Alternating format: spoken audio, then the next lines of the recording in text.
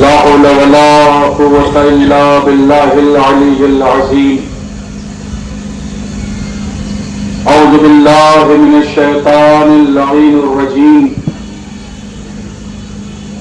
بسم الله الرحمن الرحيم. الحمد لله رب العالمين، والصلاة والسلام على أشرف الأنبياء والمرسلين وخاتم النبيين سيدنا ونبينا وشفيعنا وطبيب نفوسنا وحبيب قلوبنا ومولانا أبو القاسم محمد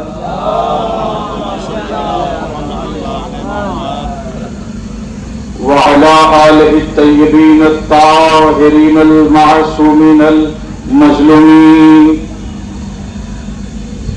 بسم الله الرحمن الرحيم. قال الله تبارك وتعالى في القرآن الحكيم وقوله الحق. بسم الله الرحمن الرحيم. وما خلقت الجن والإنس إلا ليعبدون. درود پڑھے بھائی محمد وعلى محمد.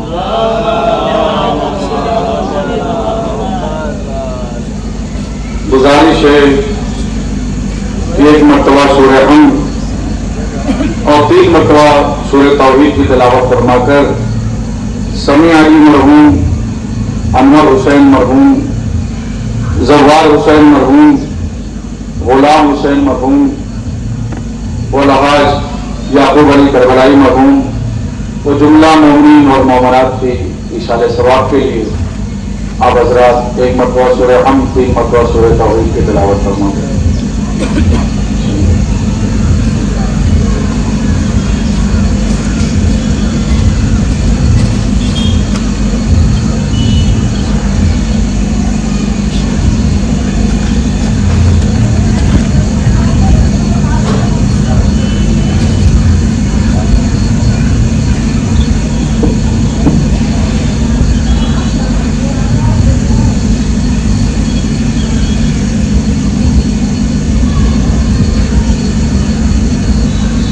آپ لوگ تھوڑا سا قریب ہو جائیں.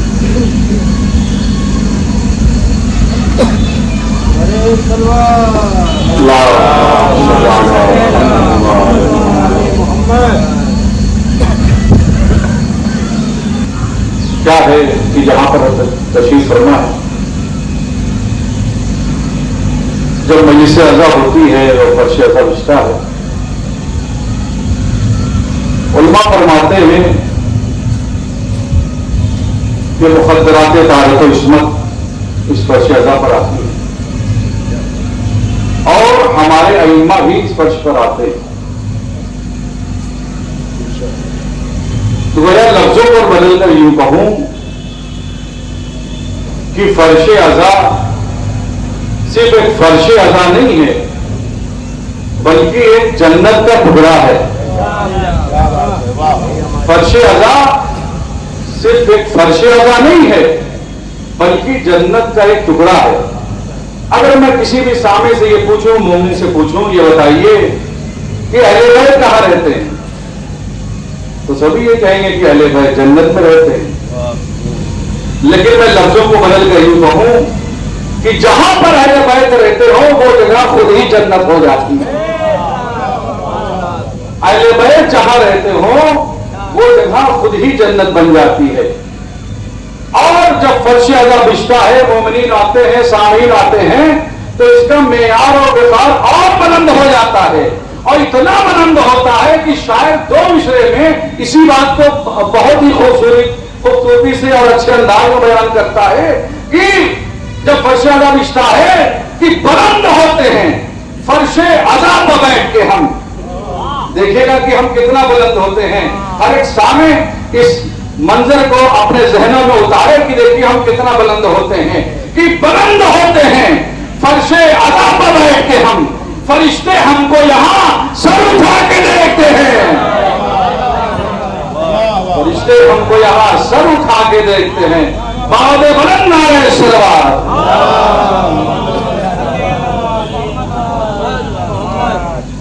ماشاءاللہ مومنین دھیرے دھیرے تشریف لا رہے ہیں اور ظاہر سی بات ہے کہ مومنین اپنے گھروں سے تبھی برآمد ہوتے ہیں جب وہ مجلس کی آواز سنتے ہیں.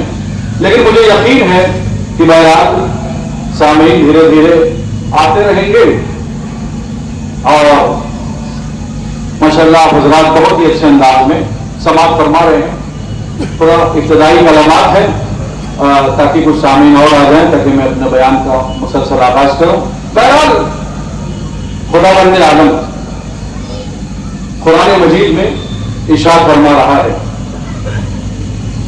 کہ وما خلقت الجن والانس الا لیعبدون. میں نے جن کو بھی خلق کیا اور انس کو بھی خلق کیا یعنی انسان کو خلق کیا لیعبدون تاکہ وہ میری عبادت کریں. یعنی انسان کی خلقت کا سبب کیا ہے؟ جن کی خلقت کا سبب کیا ہے؟ عبادت ہے. یعنی اللہ نے جن کو خلق کیا اپنی عبادت کے لیے, انسان کو خلق کیا اپنی عبادت کے لیے. دیکھیں ماشاءاللہ ماشاء صاحب تشریف فرما ہے اور جتنے بھی سامع ہیں ان کے سامنے میں نے ذانو ادب طے کیا ہے اور انہی کے سامنے میں عرض کر رہا ہوں. لہذا مجھے بڑی ڈھارس ہے اور امید ہے کہ میرا ایک لفظ جو ہے وہ ضائع نہیں جائے گا اور حضرات جلال پور کا مجمع اور سامع لفظوں کے اور فکروں کی طرف کو محسوس کرتا ہے. لہذا بڑی امید کے ساتھ میں عرض کر رہا ہوں کہ اللہ نے جن کو بھی خلق کیا. خلقت تو اللہ کا یہ ہے کہ جن بھی میری عبادت کرے, انس بھی میری عبادت کرے, لیکن کیا اللہ کو ہم ناقص بندوں کی عبادت کی ضرورت ہے؟ نہیں ہے.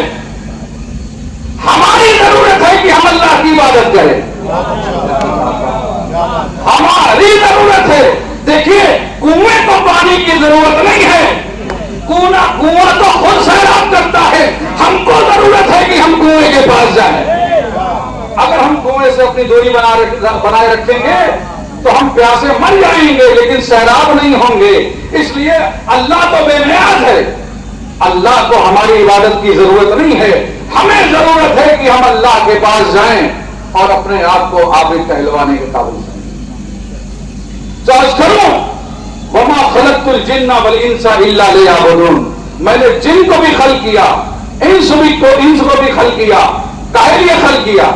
تاکہ وہ میری عبادت کرے. جب لفظ عبادت سامنے آتا ہے تو بے ساختہ ہمارے چوتھے امام ضرور یاد آتے ہیں.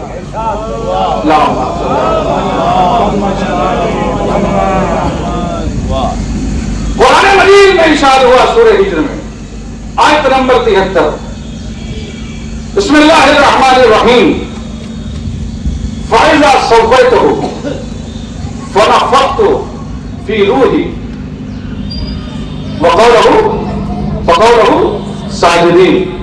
کہ دیکھو جب میں, اے فرشتوں دیکھو جب میں اس پیکر آدم میں اپنی روح ڈالوں, فَقَوْلَهُ سَاجِدِينَ, تب تم کے تم سب کے سب ساجدین بن جانا, یعنی سجدہ ریز ہو جانا.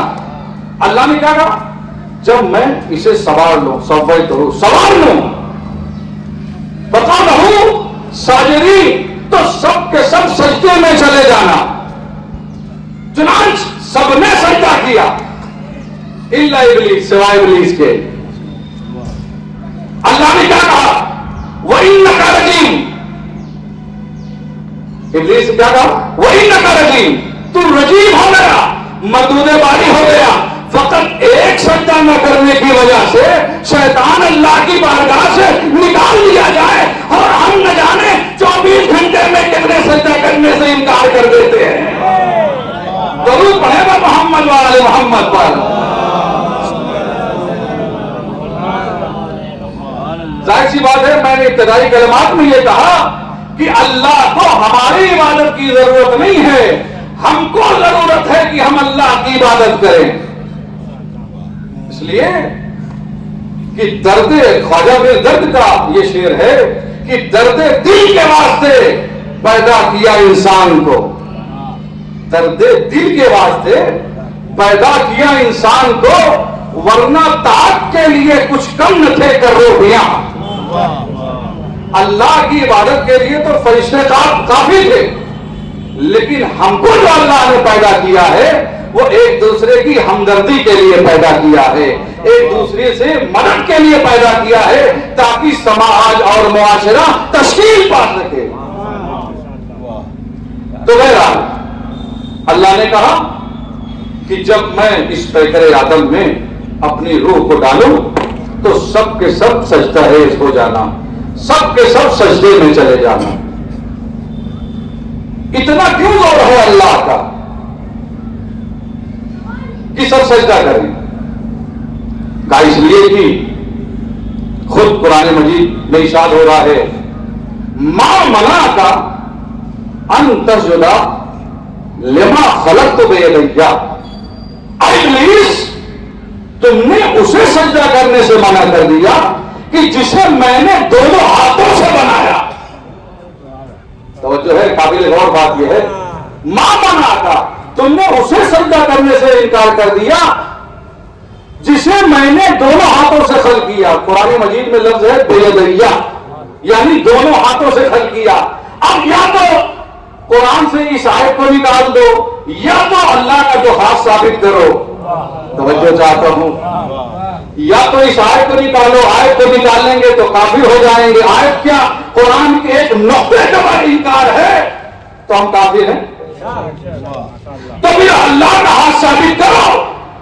جو قرآن مجید میں اللہ کہہ رہا ہے کہ میں نے اسے دونوں ہاتھوں سے خلق کیا، تو اللہ نے کچھ ایسے بندے خلق کیے ہیں جو کام وہ کرتے ہیں اللہ اپنی طرف منسوب کر لیتا ہے۔ درود پڑھے گا محمد وآل محمد۔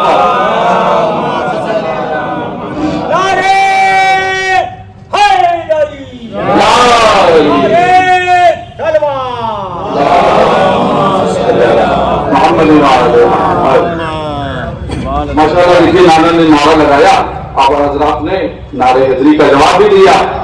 ہمارا یہ تو امتیاز ہے کہ ہم علی کو مدد کے لیے پکارتے ہیں۔ مسلمان یہ کہتا ہے کہ آپ علی کو مدد کے لیے پکارتے ہیں، اللہ کو بھی مدد کے لیے پکارا کریے۔ میں نے کہا ٹھیک ہے، ہم اللہ کو بھی مدد کے لیے بھی پکارتے ہیں، علی کو بھی مدد کے لیے پکارتے ہیں، اس لیے کہ اللہ کے 99 ناموں میں سے ایک نام علی بھی ہے۔ توجہ چاہتا ہوں، اللہ کے 99 ناموں میں سے ایک نام علی بھی ہے، اور اللہ کے نام ہے یا جبارو یا قہارو یا سمدو یا سرمدو، تمام نام اللہ کے ہیں، اسی میں سے ایک نام ہے یا علی ہو۔ اللہ کا نام بھی علی ہے، اللہ کا نام بھی علی ہے۔ اب کیا کریں، اللہ کو بھی علی پسند ہے، ہم کو بھی علی پسند ہے، ہم اللہ کو بھی مدد کے لیے پکارتے ہیں، علی کو بھی مدد کے لیے پکارتے ہیں، مدد دونوں کی طرف سے آتی ہے۔ نہیں، ابھی آپ نے موڈ نہیں بنایا ہے، اگر موڈ بنا ہوتا تو میں یہیں پر شعر عرض کر دیتا۔ ایک درود سے چیک کروں گا، آپ حضرات استقبال کے لیے منتظر ہیں۔ درود پڑھے گا محمد وآل محمد۔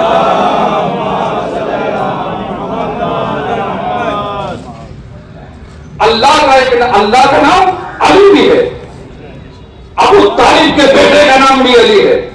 ہم دونوں علی کو مدد کے لیے پکارتے ہیں اور دونوں مدد کے لیے آتے ہیں۔ اب شاعر نے 4 مصرے بڑے خوبصورت انداز میں کہے اور آپ حضرات کی سماعتوں کے حوالے ہے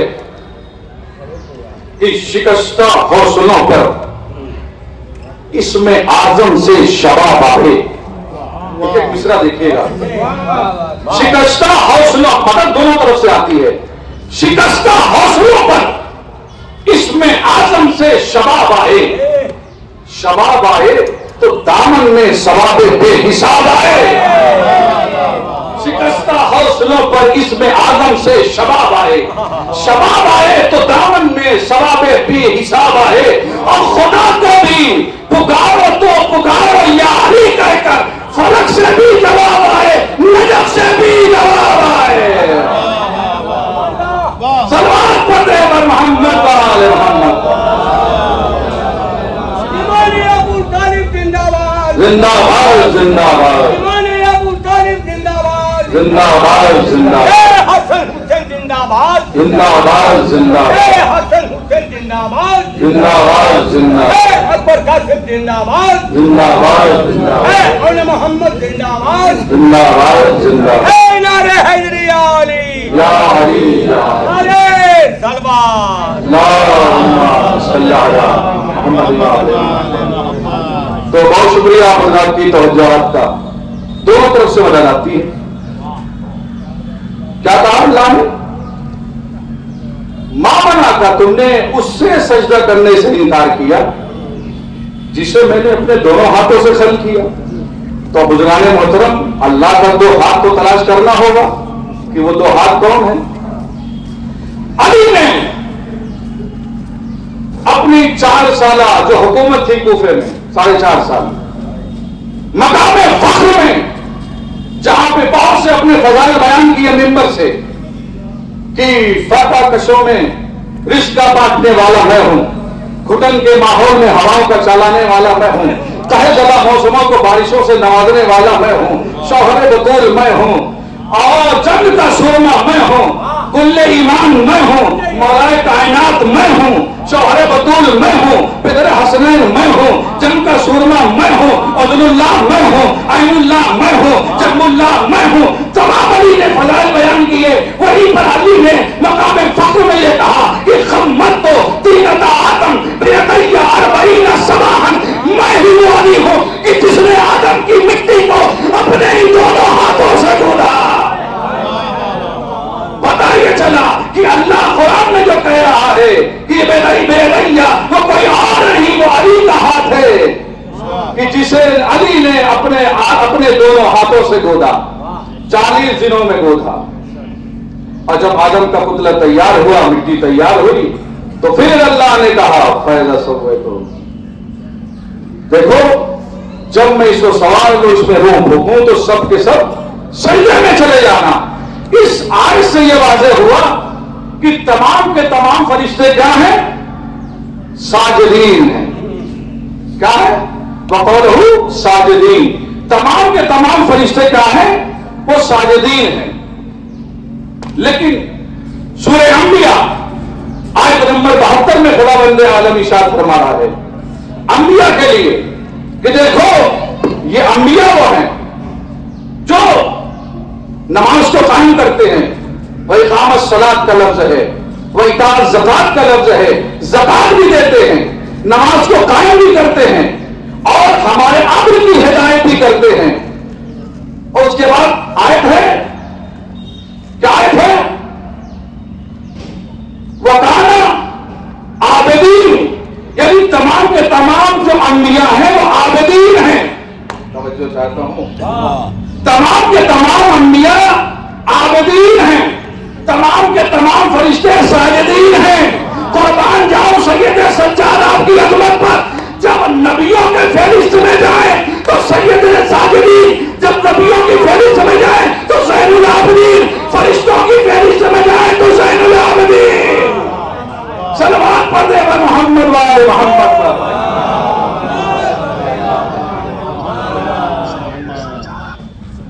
تو اب جب شیطان نے منع کر دیا سجدہ کرنے سے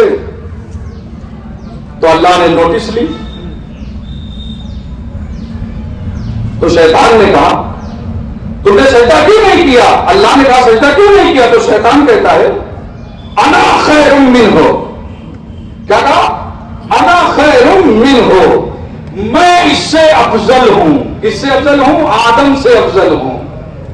کیا کہہ رہا تھا؟ میں اس آدم سے افضل ہوں، اس لیے کہ آدم تو ابھی ابھی پیدا ہوئے، ابھی ابھی وجود میں آئے، میں تو کب سے ہوں، اور اللہ نے مجھے آگ سے پیدا کیا، اس لیے آگ افضل ہے، مٹی مفضول ہے، افضل مفضول کا سجدہ نہیں کر سکتا۔ شیطان کو کس چیز کا بھوت سوال تھا؟ سینئرٹی کا بھوت سوال تھا کہ میں بہت سینئر ہوں، میں بہت پرانا ہوں۔ خدا نہ کرے کہ کسی کو سینئرٹی کا بھوت سوال ہو جائے، کسی انجمن کے ممبر کو، کسی صدر کو، کسی مولوی کو، کسی ملا کو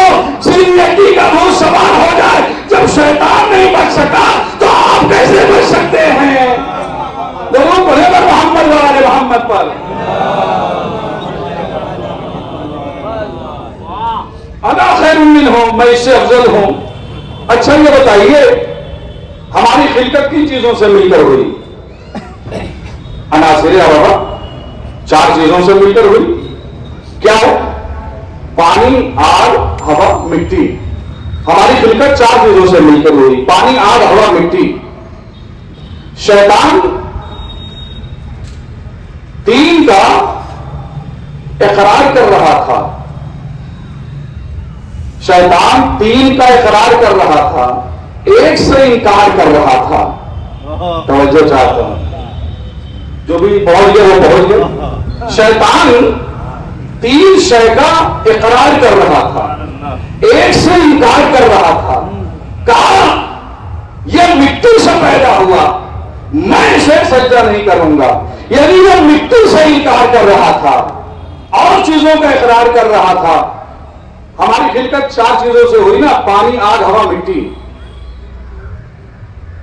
آئیے دیکھتے ہیں کہ عزائے سید الشہداء سے، ماتمداری سے، فرش ادا سے، ان 4 چیزوں کا یعنی ہماری مقصد خلقت کا کیا تعلق ہے. ہماری خلقت 4 چیزوں سے ہوئی نا: پانی، آگ، ہوا، مٹی. آئیے دیکھتے ہیں کہ ان 4 چیزوں کا عزائے سید الشہداء سے کیا تعلق ہے. آپ حضرات متوجہ ہے نا کہ پانی غم حسین میں بہنے کا ہے سبب. ایک مصرے میں تو دیجیے گا کہ پانی غم حسین میں بہنے کا ہے سبب. دوسرا کیا ہے؟ پانی غم حسین میں بہنے کا ہے سبب. کرتے ہیں لوگ آپ پہ ماتم بسط ادب. توجہ چاہتا ہوں، ہماری خلقت 4 چیزوں سے مل کر ہوئی: پانی، آگ، ہوا، مٹی. پانی غم حسین میں بہنے کا ہے سبب. کرتے ہیں لوگ آپ پہ ماتم بسط ادب. نوحے کی ہر صدا پہ ہوائیں ہیں مسترب. نوحے کی ہر صدا پہ ہوائیں ہیں مسترب. 5واں اور 6واں مصرع دیکھیے گا کہ پانی غم حسین میں بہنے کا ہے سبب. کرتے ہیں لوگ آپ پہ ماتم بسط ادب. نوحے کی ہر صدا پہ ہوائیں ہیں مسترب. فرش عذابی خاک پہ بچتا ہے روز و شب. چاروں پر راج ہے جو شہر مشرقین کا، تاثیر زندگی پہ قبضہ حسین کا. نعرے صلوات. ہم حسینی ہیں، جبھی خون سے نم کرتے ہیں، اپنا غم خون سے سب بھی کا کم کرتے ہیں. سدا بلند رہے گی حسین کی آواز، نہ دبی ہے نہ دبے گی حسین کی آواز. نعرے حیدری، نعرے تنوار. اللہم صلی علی محمد و آل محمد. تو بزرگان محترم، ہماری مقصد خلقت تو آپ سے انکار کیا. اللہ نے کہا وَإِنَّكَ رَجِيمٌ، میری بارگاہ سے نکل جا. بارگاہ سے اللہ نے نکال دیا فقط ایک سجدہ نہ کرنے کی وجہ سے. کہا کیوں؟ کہا اس لیے کہ علماء فرماتے ہیں کہ روایت یہ کہتی ہے کہ آدم کی پیشانی میں نور پنجتن تھا. آدم کی پیشانی میں نور پنجتن تھا. ہم جو درگاہوں میں، بارگاہوں میں خراج عقیدت کے طور پر اپنے سروں کو جھکاتے ہیں، یہ وہی تعظیم سا جسے اللہ نے کروایا تھا. پتہ یہ چلا کہ اگر کوئی آدم کی پیشانی میں نور پنجتن کی تعظیم نہ کرے تو اسے اللہ اپنی بارگاہ سے نکال دے. تو جو اہل بیت کی تعظیم نہ کرے وہ جنت میں کیسے داخل ہو سکتا ہے؟ درود پڑھے گا محمد و آل محمد پر.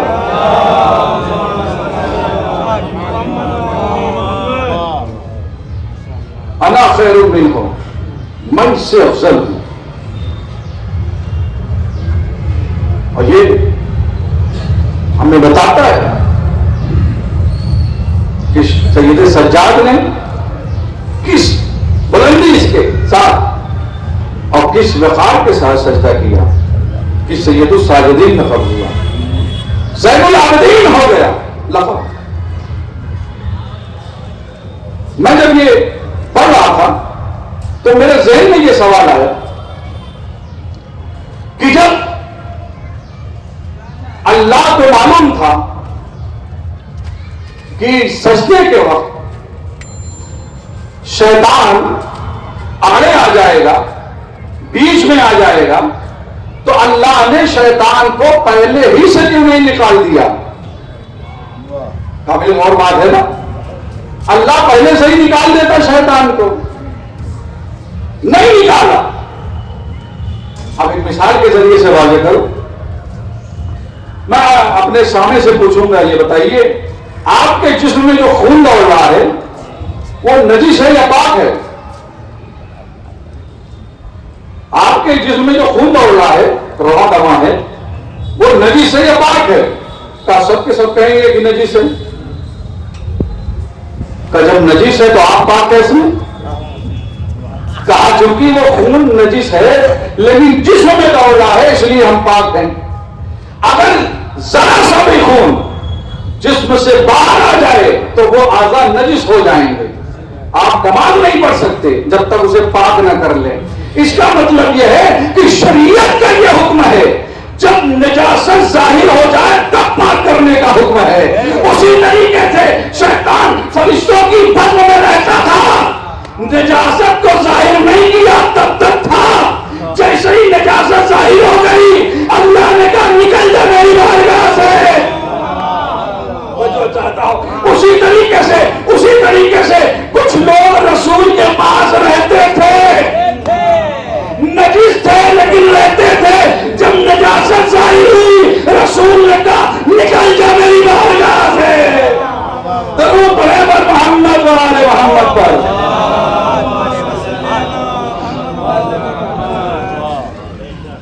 इससे बुलंदतर एक सलवात पढ़े पर मोहम्मद वाले।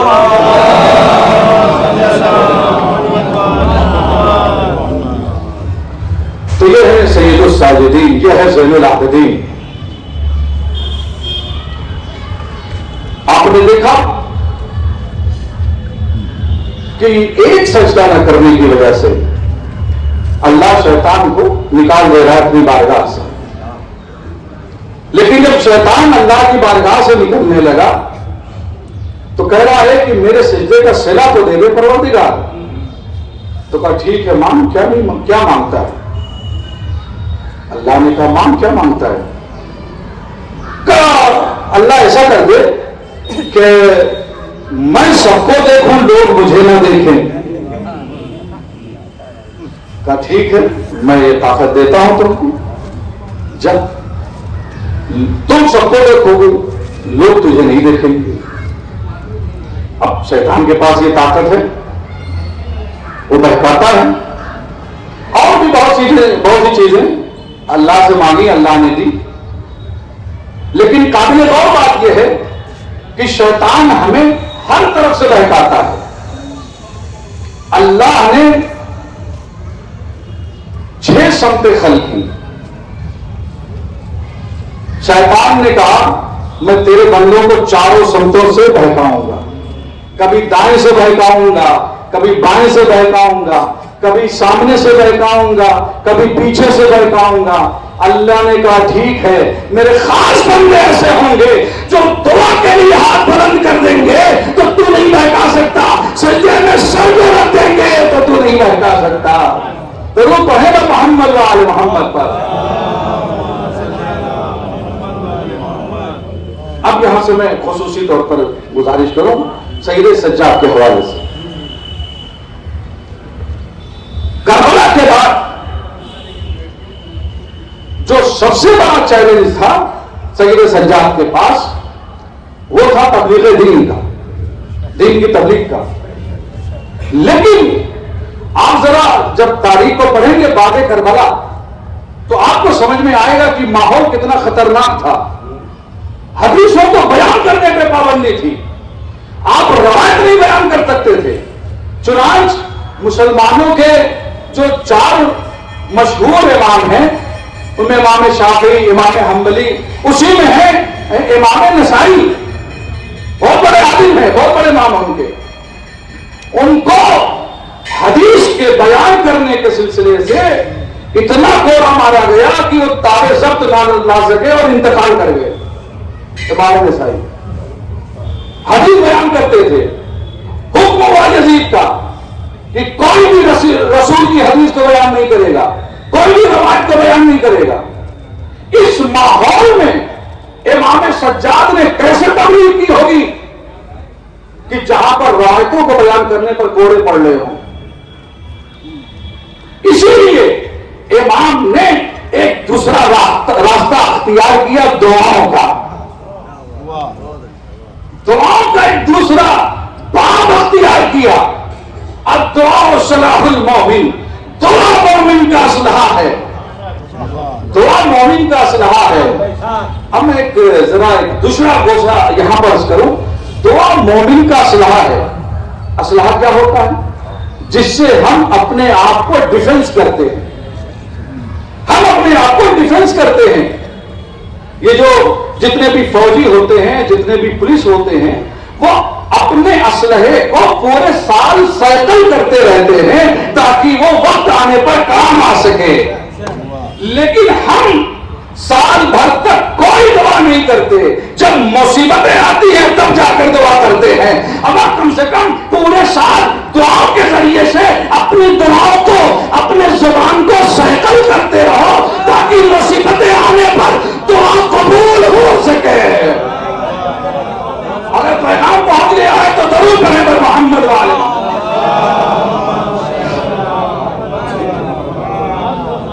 پوری سال کچھ نہیں، نہ نماز کی توفیق نہ روزے کی توفیق۔ جب مصیبت آئی اب دعا کرنے چلے ہیں۔ ارے اللہ تو خود کہہ رہا ہے مومن کا اسلحہ ہے دعا۔ اور جب آپ اسلحے کی مرمت نہیں کر رہے ہیں، اسلحے کو سائیکل نہیں کر رہے ہیں پورے سال، تو کیا ایک وقت میں اللہ دعا قبول کرے گا؟ آپ تو اس سے ناراض کیے پڑے ہیں پورے سال۔ تو گزارش یہ ہے، چوتھے امام نے اس ماحول میں تبلیغ کی ہے کہ جہاں پر روایتوں کو بیان کرنے پر کوڑے پڑتے تھے، حدیثوں کو بیان کرنے پر کوڑے پڑتے تھے، اللہ کے اس رہبر نے، ہادی نے اپنا ایک نیا رخ اختیار کیا دعاؤں کا۔ اب یہاں پر اپنے سامنے سے ایک بہت ہی عجیب و غریب فکرہ ہے، مجھے امید ہے کہ آپ صرف اسے سنیں گے نہیں بلکہ سنبھالیں گے بھی۔ عرض کر رہا ہوں، امام نے دوسرا رخ اختیار کیا تبلیغ کا۔ امام وہ ہوتا ہے جو زمانے سے متاثر نہیں ہوتا۔ توجہ چاہتا ہوں، امام وہ ہوتا ہے جو زمانے سے متاثر نہیں ہوتا بلکہ زمانے کو متاثر کرتا ہے۔ ضرور پڑھے گا محمد والے محمد کا۔ امام نے زمانے کو متاثر کیا دعاؤں کے ذریعے سے، اور پھر ایسی ایسی دعائیں ہیں۔ امام سجاد کا پورا ایک صحیفہ ہے، صحیفہ کاملہ، آپ اس کو دیکھیے، دعاؤں کے فقرے کو دیکھیے۔ امام نے بہت سی جگہ پر اس مقصد خلقت کو بیان کیا ہے، دنیا کیسے خلق ہوئی اس کو بیان کیا ہے، یہ چاند اور سورج اور یہ اس کا ہواؤں کا پریشر کیسے دنیا میں خلق ہوا وہ بیان کیا ہے ہمارے چوتھے امام نے۔ اور پھر بتایا ہے کہ دعا کیسے کی جاتی ہے، دعا کیسے کی جاتی ہے، دعاؤں کا طریقہ بتایا ہے ہمارے سید سجاد نے۔ ہم پورے سال گناہوں میں ملوث رہتے ہیں اور پھر دعا کرتے ہیں پروردگار دعا کو قبول کر لے۔ ہماری دعاؤں میں، ہمارے فکروں میں وہ طاقت نہیں ہے کہ جو باب اجابت تک جائے۔ پہلے زبان میں وہ قوت تو پیدا کرو کہ دعاؤں کے فکرے آسمان تک جائیں۔ نہیں، مجھ میں کمی رہ گئی، میں عرض نہیں کر سکا، میں آپ حضرات تک نہیں پہنچا سکا۔ ایک مثال تو بھی آپ چہک جائیں گے۔ عرض کرو، مثال کے طور پر یہ انڈیا میں جو ڈومیسٹک فلائٹس ہوتی ہیں وہ بہت کم، جو دوری ہوتی ہے وہ ان کی بہت کم ہوتی ہے، تو تھوڑا سا نیچے جاتی ہے، جیسے مثلا ایودھیا سے دلی جانا ہے یا لکھنؤ سے دلی جانا ہے، تو اس میں جو رینج ہے وہ صرف 400-500 فٹ کی اونچائی سے جائے گی، کیونکہ اسے بہت ڈسٹینس نہیں طے کرنا ہے۔ لیکن وہ جو لانگ ڈسٹینس کی فلائٹیں ہوتی ہیں نیو یارک ٹو دلی یا دلی ٹو نیو یارک، وہ 17 گھنٹے 18 گھنٹے کی فلائٹیں ہوتی ہیں، مسلسل 18 گھنٹے فلائٹیں چلتی ہیں، تب جا کے اپنے ڈسٹینس تک پہنچتی ہیں۔ اس میں جو آئل استعمال ہوتا ہے، تیل استعمال ہوتا ہے، وہ پیور ہوتا ہے، اس لیے کہ اسے لمبی دوری طے کرنی ہے، بالکل فلٹر ہوتا ہے۔ کیوں؟ اس لیے کہ اگر فلٹر نہیں ہوگا تو جہاز گر جائے گا۔ اس لیے شاید ابھی مثال سے واضح نہیں ہو پایا، یہ مثال والد صاحب دیا کرتے ہیں، میں بھی دے رہا ہوں۔ مثال کے طور پر آپ کسی ڈاکٹر کے پاس گئے تو ان سے کہا کہ جو ہے تھوڑا لیور میں انفیکشن ہے، دوا دے دیجیے۔ اب انہوں نے ہومیوپیتھ کی ننھی منی دوا دی اور آپ کے حوالے کی، کہا لیجیے وہ دوا کھائیے، انشاءاللہ صحیح ہو جائیں گے، صحت یاب ہو جائیں گے۔ اب وہ جیسے ہی دوا دی، کہا دیکھیے کھانے سے پہلے کچھ احتیاط ہے اور کھانے کے بعد کچھ احتیاط ہے۔ کہا کیا ہے؟ کہا کھانے سے پہلے تیل اور مسالہ نہ کھائیے گا۔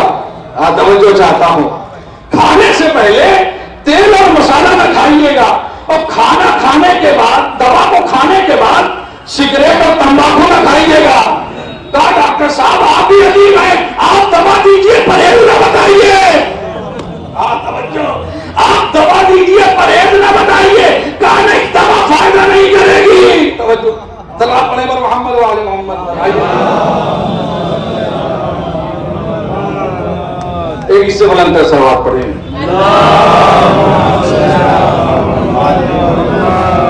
کہا ڈاکٹر صاحب آپ صرف دوا دیجیے، سب کچھ میرے پر چھوڑ دیجیے۔ کہا نہیں دوا فائدہ نہیں کرے گی، اس لیے دوا کو فائدہ کرنے کے لیے یہ تدبیر ضروری ہے۔ دوا اسی میں فائدہ کرے گی جب آپ یہ پرہیز کریں گے۔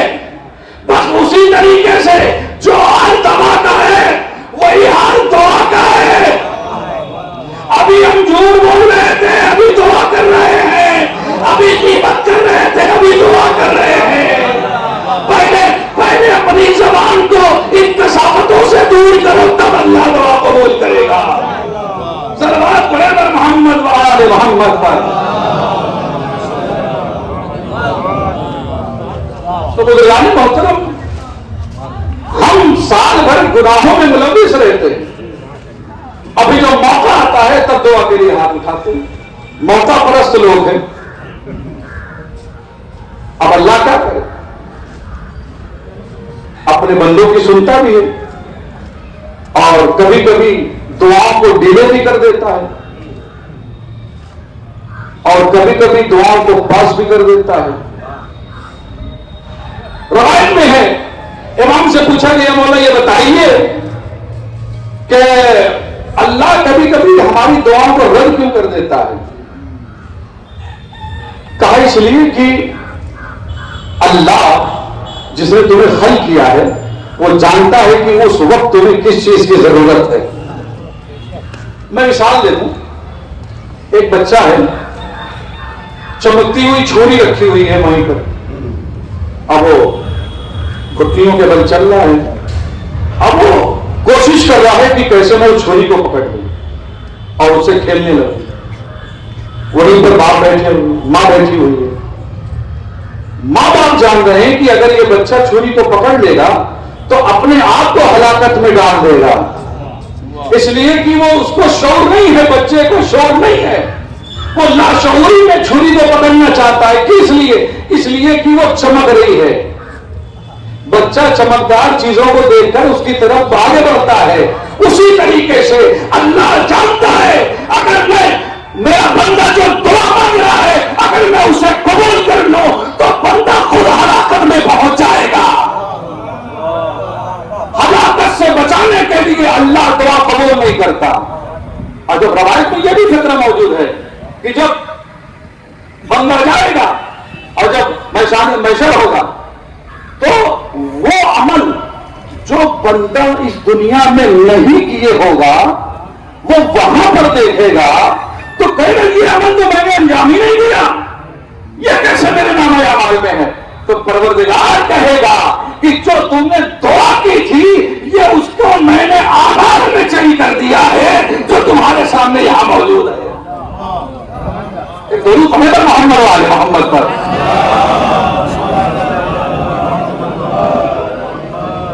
تو یہ ہیں سید سجاد جنہوں نے دعاؤں کے ذریعے سے تبلیغ کی ہے. ہمارے سید سجاد کا ایک خاص عمل یہ تھا کہ وہ کثرت سے غلاموں کو خریدتے تھے اور انہیں قریہ قریہ شہر شہر تبلیغ دین کے لیے بھیج دیتے. میں نے عرض کیا تھا نا ابھی کہ روایتوں کو بیان کرنے پر پابندی تھی, حدیثوں کو بیان کرنے پر پابندی تھی. امام غلام کو کنیز کو خریدتے تھے, انہیں تبلیغ دین سکھاتے تھے, شریعت کی باتیں سکھاتے تھے اور اسے پھر امام کہتے تھے ایک گلاس پانی لے آؤ. ایک گلاس پانی لاتے تھے اور فوراً امام کہتے تھے میں نے تمہیں آزاد کیا. ایک گلاس پانی کی امام آزاد کر دیتے تھے, جاؤ اور تبلیغ دین کرو. اور بہت سی روایتوں میں موجود ہے کہ امام خود ہی کھانا کھاتے تھے نکال کر, کوئی کنیز وغیرہ نہیں دیتی تھی, خود ہی کپڑا دھلتے تھے, یہاں تک کہ گھر کے جتنا کام ہے خود ہی کرتے تھے. تو پھر امام کنیزوں کو کیوں رکھتے تھے, غلاموں کو کیوں رکھتے تھے؟ کہا اس لیے کہ وہ شریعت کو سیکھیں, نانا کے جو پیغام ہے اس کو, جو ان کے جد کا پیغام ہے اس کو بتائیں اور پھر جو وہ اپنے ذہن نشین کر لیں تو قریہ قریہ شہر شہر جا کر اس کو پھیلائیں. تو محترم عرض کروں, وقت ختم ہونا چاہتا ہے, عرض کروں کہ ہمارے چوتھے امام وہ ہیں کہ جن کا لقب سید الساجدین ہے, زین العابدین ہے, عبادت کی زینت ہے, سید الساجدین ہے. دو قول امام کی نقل کر دوں انشاءاللہ محظوظ ہوں گے. چوتھے امام نے کہا کہ جب بھی تم کسی کو خیر و خیرات کرو تو اس کا شکریہ بھی ادا کرو. ہاں توجہ چاہتا ہوں, ہاں بڑا نزاکت والا ہے فکر ہے مولانا. جب بھی تم کسی کو خیر و خیرات کرو تو اس کو شکریہ بھی ادا کرو, اس کو تھینکس کہو. کس لیے مولا, کس لیے ہم اسے خیر و خیرات بھی دے رہے ہیں, شکریہ بھی ادا کر رہے ہیں, کچھ جم نہیں رہا ہے, کچھ اچھا نہیں لگ رہا ہے. کہا نہیں, شکریہ بھی ادا کرو اس لیے کہ اس نے تمہارے مال کو اعمال میں چینج کر دیا.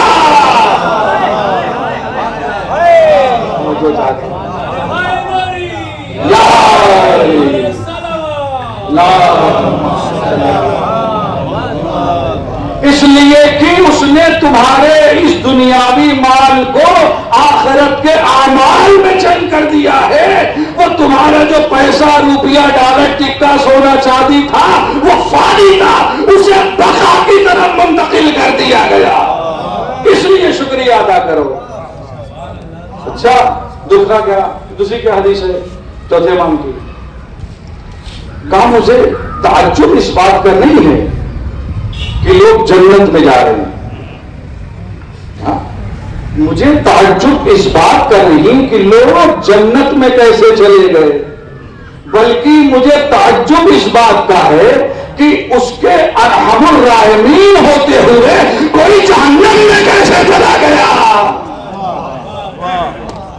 درود پڑھے گا محمد و آل محمد.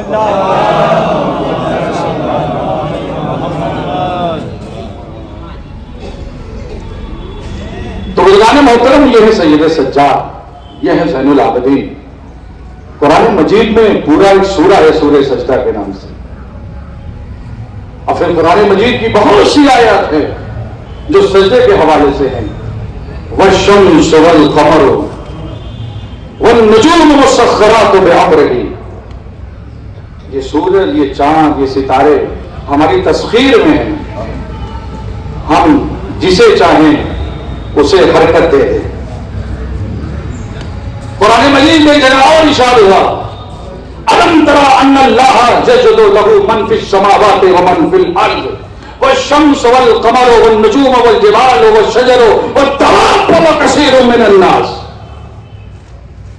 یہ پوری کائنات میں یسجد لہ من فی السماوات ومن فی الارض, سماوات ومن فی الارض, اس کائنات میں زمین و آسمان میں جتنی بھی چیزیں ہیں سب اللہ کا سجدہ کرتی.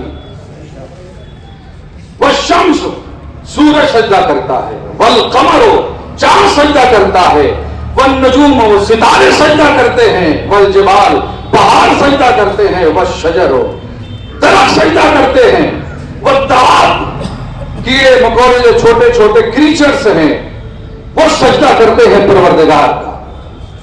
قابل اور بات یہ ہے والنجوم ستارے بھی سجدہ کرتے ہیں, اور جب کسی ستارے میں شوق سجدہ حد سے سما ہوتا ہے تو وہ آسمان سے زمین کی طرف آتا ہے, مگر اتنا باشعور ہے کہ آ کر در در سجدہ نہیں کرتا, حیدر کے در پر سجدہ کرتا ہے. ستارہ آسمان سے چلتا ہے, زمین کی طرف آتا ہے, کسی اور جگہ پر سجدہ نہیں کرتا, حیدر کے در پر سجدہ کرتا ہے. وطن عزیز کے قابل فخر سامعین کے سامنے ایک نقطہ عرض کرنے کا جی چاہتا ہے کہ ہماری معراج یہ ہے, ہماری معراج یہ ہے کہ جب ہم زمین سے آسمان کی طرف جائیں تو معراج پاتے ہیں. ستارے کی معراج یہ ہے کہ وہ آسمان سے زمین کی طرف آئے تو معراج پاتا ہے. یہ ہے معراج, یہ ستارے کی معراج ہے. چونکہ آپ نے توجہ سے سنا اس لیے مجھے دو مصرے یاد آ گئے.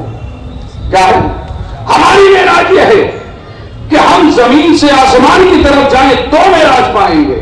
ستارے کی معراج یہ ہے کہ وہ آسمان سے زمین کی طرف آئے تو معراج پائے گا. یہ چیزیں کہ شاعر نے بڑے ہی خوبصورت انداز میں دو مصرے کہے کہ ستارہ عرش سے آ کر یہ بولا. دیکھیے ستارہ عرش سے آ کر یہ بولا در زہرا کی اونچائی بہت ہے. ستارہ عرش سے آ کر یہ بولا در زہرا کی اونچائی بہت ہے. کون سا ستارہ تھا, کہاں سے آیا تھا کسی کو نہیں معلوم. در فاطمہ پہ آیا تو مشخص ہو گیا, کوئی نہیں جانتا تھا نام کیا ہے. جب در فاطمہ پر آیا تو نام پڑ گیا زہرا. اس کا مطلب یہ ہے کہ اہل بیت وہ ہیں جو تشخیص دیتے ہیں, جو نام دیتے ہیں, پروان چڑھاتے ہیں. ہم کہیں اور نہ ہو گے. اب ستارہ کیا تھا, آسمان کی جھرمٹ میں تھا, کوئی جانتا نہیں تھا کہ کون ستارہ کہاں رہتا ہے, کیسے رہتا ہے. جب در فاطمہ پر آیا نام مشخص ہو گیا, نام زہرا پڑ گیا. اہل بیت بتانا چاہتے ہیں کہیں اور رہو گے, پھٹکتے رہو گے, در اہل بیت پر آ جاؤ گے, نام لیوا ہو جاؤ گے, تمہارا ایک نام ہو جائے گا.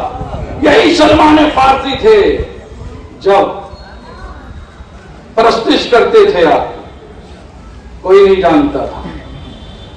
رسول کے پاس آئے, در اہل بیت پر آئے, سلمان منا اہل بیت ہو گئے. اہل بیت بتانا چاہتے ہیں کہ دیکھو اگر تنہائی اور ویرانگی تمہارا مقدر ہو, لیکن اس در پر آ جاؤ گے, اس ذات سے اپنے آپ کو منسلک کر لو گے تو تمہیں ایک پہچان مل جائے گی, ایک معیار مل جائے گا, ایک اسٹیٹس مل جائے گا. اس لیے کہ یہ وہ در ہے کہ جہاں پر اگر حر آیا تو اپنی پیشانی پر رومال فاطمہ لے کر گیا, یہ مقدر لے کر گیا. اور وہ رومال فاطمہ کیوں لے کر گئے؟ اس لیے کہ حسین نے یہ دیکھا تھا کہ حر کی پیشانی پر ندامت کا پسینہ ہے, رومال کو دے کر ندامت کے پسینے کو ہٹا دیا, رومال فاطمہ کو حوالے کیا. اب میں سمجھ نہیں پا رہا ہوں کہ یہاں سے رفتے مسائل تو یہ فضائل کے ایک آپ دو خوشی اور بچ کرو. ایک درود پڑھیں پر محمد والے قرآن اہل بیت زندہ باد, بن کے نہ بنو, حسینی بن کے جو بولو. قرآن اہل بیت زندہ باد. जिंदाबाद, जिंदाबाद जिंदाबाद ईमान जिंदाबाद, जिंदाबाद इत्तेहाद जिंदाबाद, जिंदाबाद कानून जिंदाबाद, जिंदाबाद मौला के अज़ादार जिंदाबाद, ए करबला। ये रवायत में है, आलिम की जबान से सुना। तो ये है मौला अली। उस जमाने में भी उनकी दूरअंदेशी और फिर चौथे इमाम ने पूरा एक बाग लगा था। और आप सुनते रहते हैं 500 दरख्त थे, उसमें इमाम जाते थे और हर एक दरख्त के सामने नमाज शुक्राना अदा करते थे। क्यों? इसलिए कि इसी दरख्त से इसी यतीम पल रहे, इसी दरख्त से बेवाओं को सहारा मिलता है। वो सैयद सज्जाद जो इतने गैरतमंद थे कि जब भी कोई बरहमा सर आता था तो इमाम मुंह फेर लेते थे। जरा सोचो, हुसैन की शहादत के बाद जब खैमे जले होंगे, बीवियों की जरूर से चादरें छीनी गई होंगी, सैयद सज्जाद ने वो मंजर कैसे देखा होगा? ज्यादा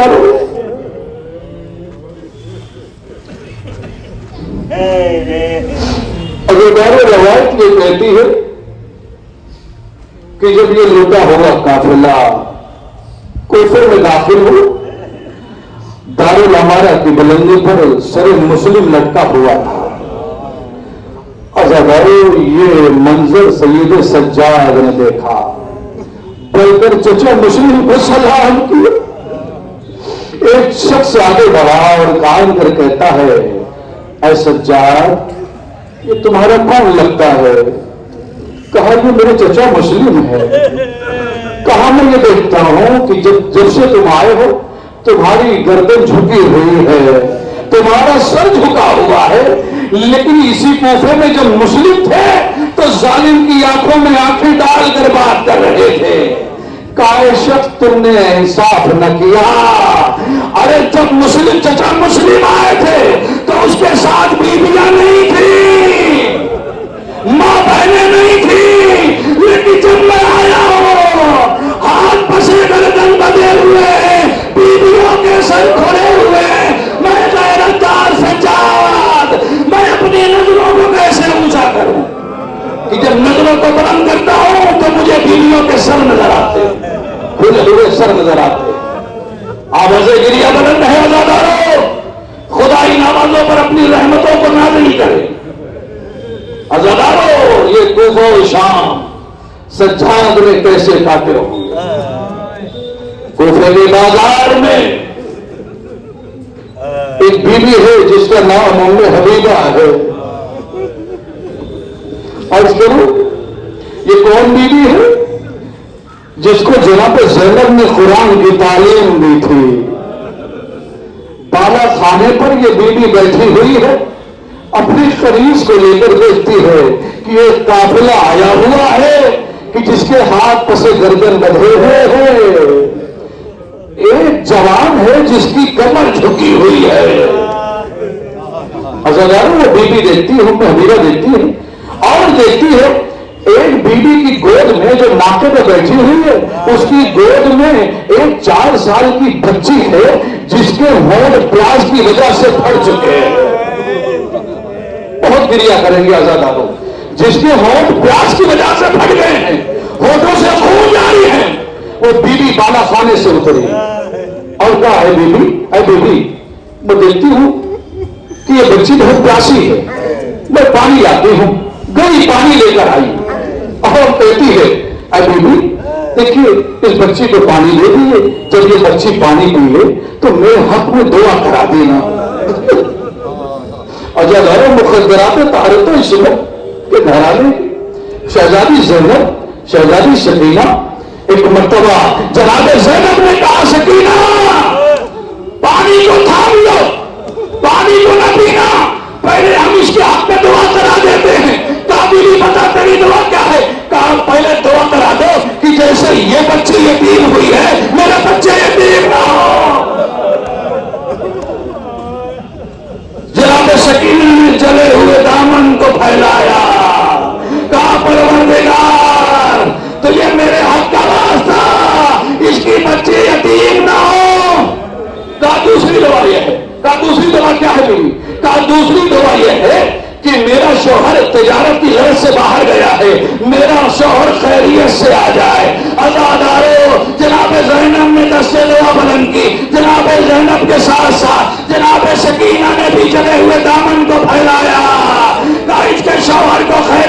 वतन वापस बुला दे। अज़ादारों, एक मर्तबा उम्मे हबीबा ने पूछा, जानती नहीं थी कौन है, उम्मे हबीबा ने पूछा, बीबी आप कौन है?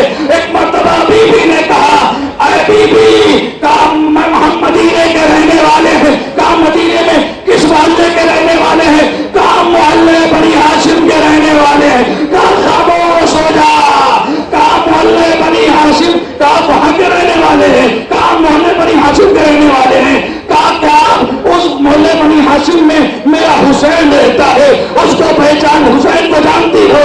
एक मर्तबा ज़ैनब ने सरोसीना पीट लिया। कहा बीबी शायद तुमने न पहचाना, अरे मैं ज़ैनब, वो सैयद सज्जाद, वो नेज़े की बुलंदी पर हुसैन का सर है। अज़ादारों, उम्मे हबीबा ने सरोसीना पीटा। ये बाजार, ये बीबियां सरोसीना पीटा। हाय हाय, अहले हरम पर ये वक्त आ गया कि सर पर रहना है। बाजार में अहले हरम को लाया गया। अज़ादारों, बस 1-2 मिनट उसके बाद ज़हमत तमाम है।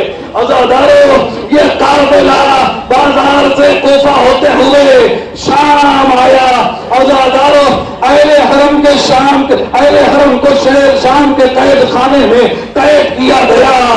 अज़ादारों, रवायत ये कहती है, बस ये मसाइल जब मैं सुनता हूँ और पढ़ता हूँ तो मेरा कलेजा फट जाता है। अज़ादारों, जब सैयद सज्जाद से पूछा गया, मौला ये बताइए, क्या करबला में मुसीबत नहीं हुई? क्या बाजारे कूफा में मुसीबत नहीं हुई?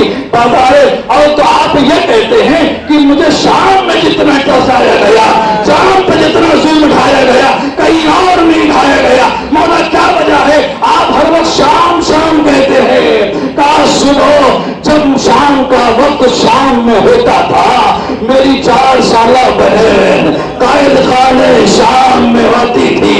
शाम का वक्त होता था, उड़ते हुए परिंदों को देख कर कहती थी, भैया सज्जाद ये बताओ कि ये परिंदे कहाँ जा रहे हैं? सज्जाद कहते थे, बहन सकीना ये अपने अपने घरों को जा रहे हैं।